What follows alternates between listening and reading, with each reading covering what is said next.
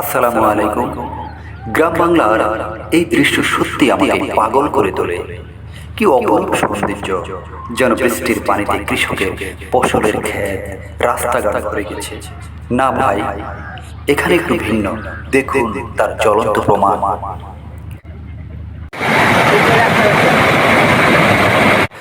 আজকাল কৃষকের মাঝেও নেই একতা, আছে শুধু হিংসা আর বিদ্বেষ। এক একজন হাজার হাজার টাকা খরচ করেও টিকাতে পারেনি তাদেরই ফসলের মাঠ, কারণ ছিল না তাদের মাঝে কোনো একতা। তা না হয় এরকম কিছুই দেখতে হতো না হয়তো আজ। তাদের মাঝে ছিল না কোনো ভালোবাসা, আত্মবিশ্বাস।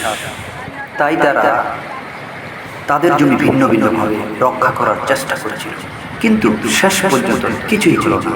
দেখুন তার প্রমাণ।